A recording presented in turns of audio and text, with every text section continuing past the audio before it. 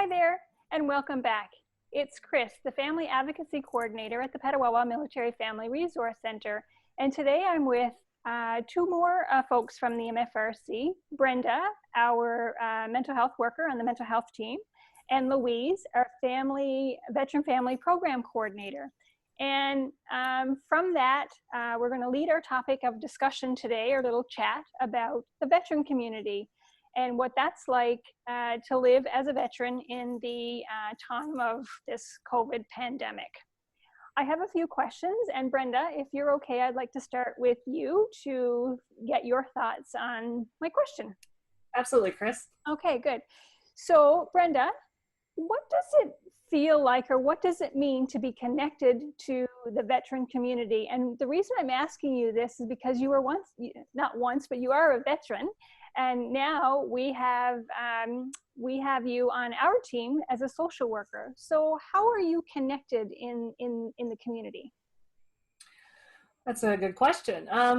So I got out in 2008, and for a while afterwards, I think I went adrift, as some veterans do. There's a lot of new programs, which we are running some, which is amazing now. But it took a while for me to find where my feet would land. I went through school. I decided to go for social work, and but it was different because a lot of the people that I went through social work with, they hadn't been part of the military community. Mm-hmm. They didn't have an understanding of it, and I found it hard to kind of figure out how to find my voice. So if there are veterans out there who have felt that, it's very common. What I love about working here at PMFRC as a veteran is I get to work with a variety of people who are aware of the community, military spouses, people who are veterans themselves, and I find that that is just such a gift because they understand the culture, the mentality, and it means a lot to me to be able to give back to a community that I have lived in and around probably since I was 17, so for a few years now.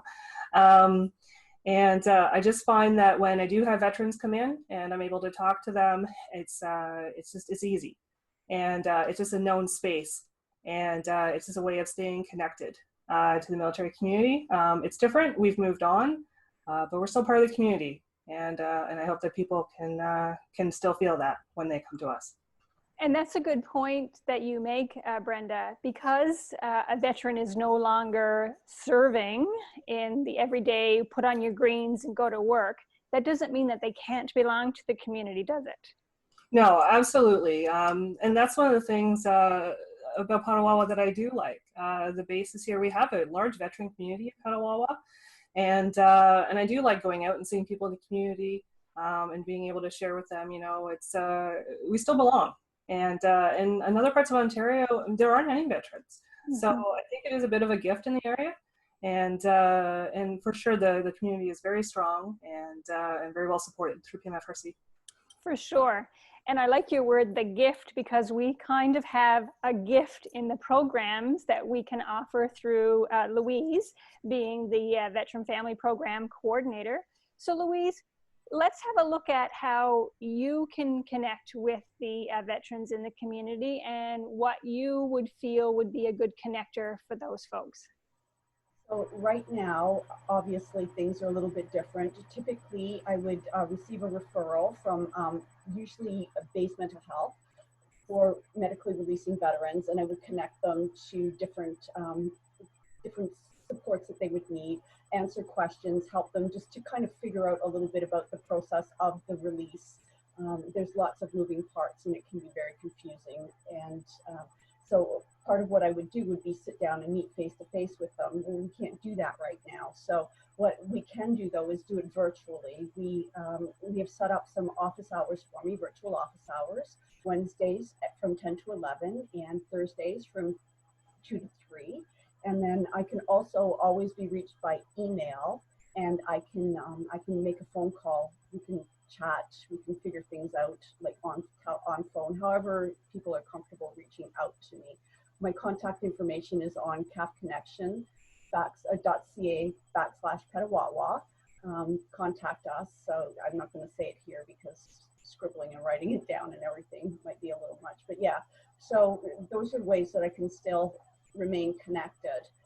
Through my program, the veteran community maintains its priority as a veteran military family, really.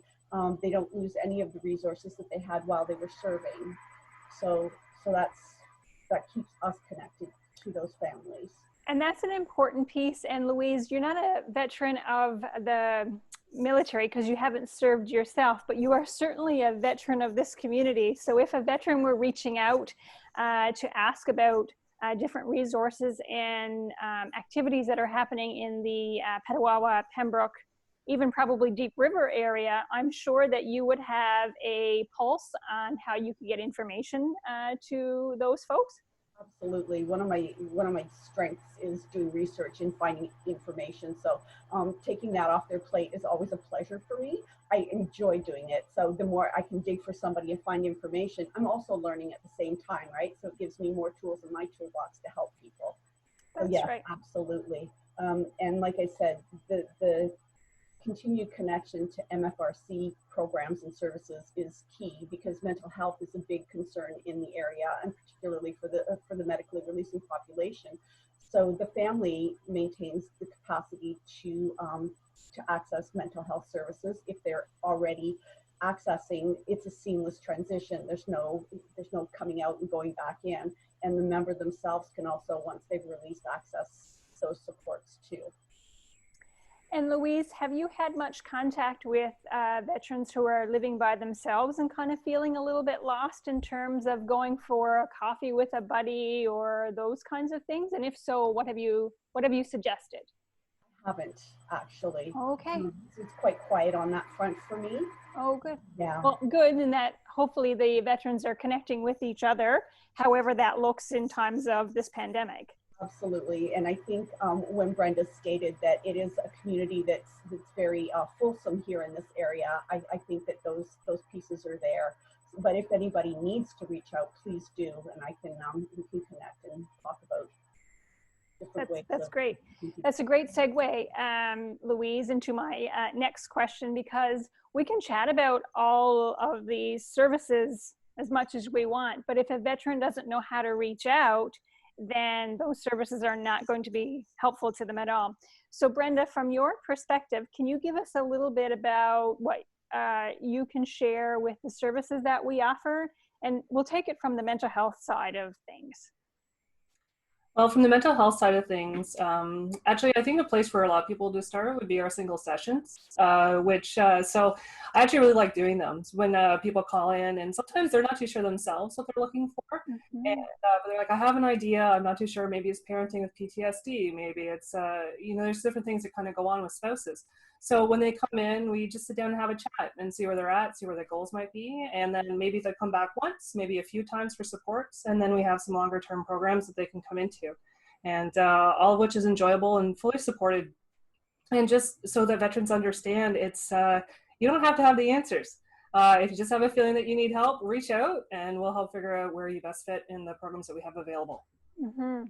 And I really like the fact that it might just be, like you said, it might just be a single session. Sometimes folks aren't really sure, what is it that I actually need? And if you open the door, you may recognize from yourself being on the social work side and Louise being the program side of the house, that the veteran might recognize, oh gosh, there is lots out here for me. So they don't have to be figuring out for themselves what's next, right? And so when you do see, Louise, when you do see somebody looking for mental health, is there a process that they have to go through in order to get to Brenda? Yes, they need to meet with me. It's a very short meeting. It's innocuous. I don't ask a lot of nosy questions, mostly tombstone information. And then I just make the referral based on what their needs are. So it's, like I said, it's painless. It's an easy process. It's not intrusive at all. And then you give me a shout and I do my part. Yes. Yeah, and then down the chain it goes. And down to Brenda it goes. So that chain of command piece is kind of in there a little bit still. So that's some familiar pieces for the veteran. Girls, before we leave, if you had to give one piece of advice to a veteran who was watching us now on this little chat, What would you say with regard to this pandemic? Brenda, let's start with you. For me, I guess I think we're all just trying to get through it the best we can. There's no perfect way to do it. There's no rule book. I think it's being kind to ourselves and not judging ourselves for the hard days that we have. And being okay with the fact that maybe we do need to reach out for some help and supports. It's something from the military community sometimes we struggle with identifying or reaching out to do. I have struggled with it myself. But I've reached out to people and been kind of honest. It's been a bit of a roller coaster. There's a lot of uncertainties. And just realize we're all in this together as a community. And yeah, for sure, absolutely. We're isolated, but we don't have to be alone. So. Oh, that's a good point. Yeah, that's that very would be my, yeah. Yeah. Any last pieces from you, Louise?